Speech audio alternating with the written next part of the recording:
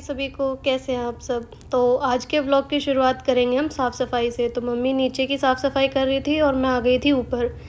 सबसे पहले मैंने एक डिब्बे में सर्फ़ ले लिया था और आ गई थी बाथरूम में, क्योंकि आज मुझे बाथरूम की सारी साफ़ सफाई करनी थी। तो सर्फ़ और जूना उठा के मैं लग गई थी अपनी साफ़ सफाई में। सबसे पहले मैंने बाल्टी, डिब्बे, बाथरूम में जितने भी थे वो सारे साफ़ किए और उसको अच्छे से धो मांज के उसको साफ़ करके एक साइड में लगा दिया था। और उसके बाद जो बाथरूम की टाइल्स थी उसको भी मैंने सर्फ़ और जूने से अच्छी तरह से, मतलब ऊपर से नीचे से जूने से सारी तरह अच्छे से साफ़ कर दिया था। और साफ़ करने के बाद उसको पानी से भी वॉश कर दिया था। ऐसे कर के मैंने चारों वॉल साफ़ कर दी थी। और उसके बाद जो टैप थी वो भी मैंने सर्फ़ से ही और उस चूने से ही सारे अच्छी तरह से साफ़ कर दी थी। और जब मैं ये सब काम कर रही थी तो ये देखो, रुद्रांश अपने आप बैठ के पढ़ाई कर रहा था। पढ़ाई का इसको आजकल ज़्यादा शौक़ है। सारा काम कंप्लीट हो गया था और उसके बाद मैंने बाथरूम भी साफ़ कर दिया था। बाथरूम का काम निपट गया था। उसके बाद आ गई थी मैं रूम में, फ़ैन कर दिया था मैंने ऑफ़, क्योंकि अब थी इस फ़ैन की बारी। तो सबसे पहले मैं एक सूखा कपड़ा लेके बेड के ऊपर चढ़ गई थी। बेड से ही मेरा हाथ फ़ैन तक चला जाता है। तो सबसे पहले मैंने सूखे कपड़े से उसको अच्छे से साफ़ कर दिया था। जो भी इस पे मिट्टी थी वो साफ़ कर दी थी। उसके बाद दोबारा इसको गीला कपड़ा करके और अच्छे से उसको साफ़ कर दिया था। इस तरीके से फ़ैन साफ़ हो गया था। उसके बाद फिर मैंने उठा लिया था जाले साफ़ करने वाला और उससे मैंने पूरा जो अपना ऊपर का फ्लोर था वो सारा साफ़ कर दिया था। सारे जाले जो थे मैंने उतार दिए थे। और ये बदमाश आज मेरे को बिल्कुल भी काम नहीं करने दे रहा था। और ये है इसकी निंजा टेक्निक बेड पे चढ़ने के लिए। सबसे पहले सोफ़े पे चढ़ता है, उसके बाद बेड पे चढ़ता है। और पढ़ाई का तो इतना शौक़ हो गया है कि बस सारे दिन हाथ में कॉपी और पेंसिल होनी चाहिए। सिर्फ इतना ही नहीं, इसने दीवारों का भी बहुत बुरा हाल कर दिया है। तो मुझे बिछानी थी बेडशीट, तो उसके बाद मैंने रुद्र को बिठा दिया था सोफ़े पे और चादर को अच्छी तरह से झाड़ के बेडशीट मैंने अच्छे से बिछा दी थी। और ये मतलब अपनी शरारतें नहीं रोक रहा था और ये देखो गिर भी जाता। इतनी शरारतें कर रहा है आज ये, कुछ भी काम नहीं करने दे रहा है और हर जगह सिर्फ अपनी बुक्स और नोटबुक्स उसको फैला के रखता है। उसके बाद मैंने करने थे अब जो सोफ़े थे उनके कवर ठीक करने थे। इसको मैंने वापस इसके बेड पे बिठा दिया था और सोफ़े के कवर ठीक कर दिए थे। थोड़ी देर बाद ये नीचे चला गया था अपनी दादी के पास, क्योंकि मम्मी ने आवाज़ लगा ली थी इसको नहलाने के लिए। और मैंने सारा जो भी ये सामान बिखेर के गया था इसका बैग पैक करके साइड में रख दिया था। उसके बाद मैंने रितु को बुला लिया था अपनी थोड़ी सी हेल्प के लिए, क्योंकि आज सारी साफ़ सफाई करनी है। तो सोचा ये जो सोफ़े और टेबल हैं इनको भी हटा के सारी साफ़ सफाई कर दूँगी। घर पे मीनू और रुद्र के पापा नहीं थे तो वही करा देते, बट कोई नहीं, रितु हमेशा मेरी हेल्प के लिए अवेलेबल रहती है। तो टेबल हटा दिया था। ये मैट हम धो देंगे, शाम को धोंगी कपड़े। हालांकि आज अमावस है, कपड़े नहीं धोते, बट कपड़े इतने ज़्यादा हो रहे थे तो मैं शाम को मशीन लगाऊंगी। तो सबसे पहले ये जो सोफ़ा था बड़े वाला वो उठा के हमने साइड कर दिया था। और ये कुछ जो सामान कॉर्नर में टेबल और वो रुद्र का जो टेडी बियर था वो भी मैंने उठा के साइड में रख दिया था। उसके बाद एक एक करके दोनों सोफ़े बड़ी मेहनत से मैंने और रितु ने उठा के साइड में कर दिए थे। और उसके बाद जो जो वहाँ पे गंदा हो रहा था मैं झाड़ू उठा लाई थी। और सबसे पहले दीवारों को भी, क्योंकि जाले वहाँ पे भी लगे हुए थे सोफ़े के पीछे, तो मैंने वहाँ से भी उसको अच्छे से साफ़ कर दिया था, झाड़ू लगा दी थी। इतना स्पेस मैंने खाली कर लिया था, सोफ़ों को थोड़ा थोड़ा उठा के आगे कर दिया था। और क्योंकि रूम में इतना स्पेस नहीं है कि मैं इनको पूरा खाली करके करूँ, तो मैंने थोड़ा एडजस्ट करके उसको आगे कर दिया था। इतना ही स्पेस था, उसको ही मैंने क्लीन किया पहले। और उसके बाद मैंने पहले झाड़ू लगाई और उसके बाद फिर मैंने पूरे जो स्पेस मैंने बनाया था उसमें मैंने पोंछा लगा दिया था जल्दी जल्दी। और उसके बाद पोंछा लगाने के बाद मैंने और रितु ने 1 बाय 1 फिर कड़ी मेहनत करके एक एक करके वो सोफ़े, सबसे पहले छोटे वाले सोफ़े उठाए और सोफ़े उठा के उनको उनकी स्पेस पे, मतलब जहाँ उनका जगह थी वहाँ रख दिया था। और इसी तरह से दूसरे वाले को भी उठा के हमने एडजस्ट कर दिया था। और अब थी बारी सबसे भारी वाले सोफ़े की। तो ये सबसे बड़ा वाला सोफ़ा है, इसको उठाने में काफ़ी टाइम लगता है। और रुद्र के टेडी बियर को कैसे भूल सकते हैं, उसकी तो एक कॉर्नर में सीट है ही। तो बड़े वाला जो सोफ़ा था वो भी हम उठा लाए थे और उसको भी हमने अच्छे से अरेंज कर दिया था। और अब थी बारी टेबल की, तो वो जो टेबल था वो भी मैंने यहाँ पर ला के रख दिया था। और इस तरीके से सारा कर दिया था। झाड़ू लगा रही थी अब मैं, और जो सोफ़े के कवर और जो मैट टेबल के नीचे बिछी हुई थी उसको हम शाम को वॉश करेंगे।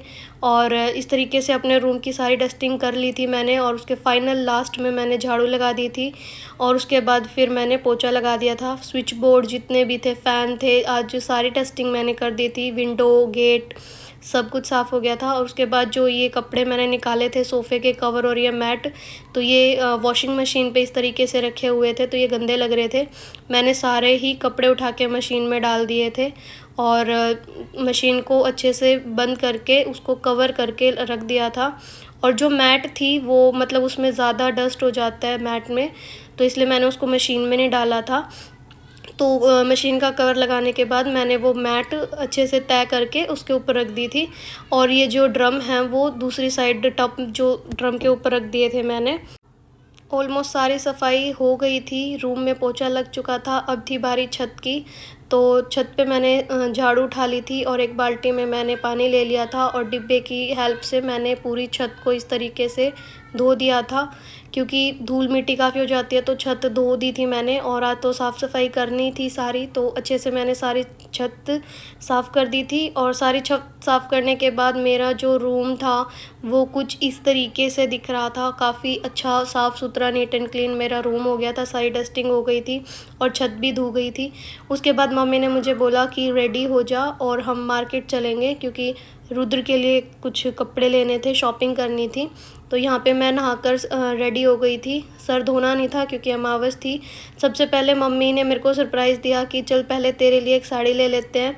तो मैं, मम्मी और रुद्र चले गए थे साड़ी लेने के लिए। और ये देखो रुद्र को यहाँ पे ये एक एक साड़ी को जैसे वो फैला रहे थे अंकल, तो ये अपने हाथ से टच करके देख रहा था जैसे इसे कपड़े की सारी नॉलेज हो। तो ये अपनी मम्मी के लिए साड़ी सिलेक्ट कर रहा था। फाइनली एक साड़ी सिलेक्ट करने के बाद हम आगे बढ़े और पेमेंट करके आगे आ गए थे। तो अब थी बारी रुद्र के कपड़ों की। तो रुद्र के कपड़े मम्मी को कहीं भी समझ नहीं आए। हमने कई शॉप पे ट्राई किया, कई जगह देखा, बट जैसा मम्मी सोच रही थी वैसे रुद्र को नहीं मिले और ना ही मम्मी को मिले। मम्मी के कुछ समझ नहीं आया। मम्मी हमेशा होली पे मुझे रुद्र की ड्रेस देती है, एक या दो जो भी है। मम्मी ने इस बार 2 ड्रेस ली थी रुद्र के लिए।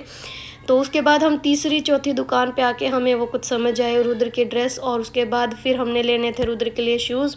एक इसके लिए शूज़ लिए रेगुलर के लिए, पार्टी वेयर के लिए, और एक शूज़ लिए थे इसके स्कूल के लिए। तो वो सारे शूज़ लेने के बाद मम्मी बोली कि तू भी कुछ ले ले।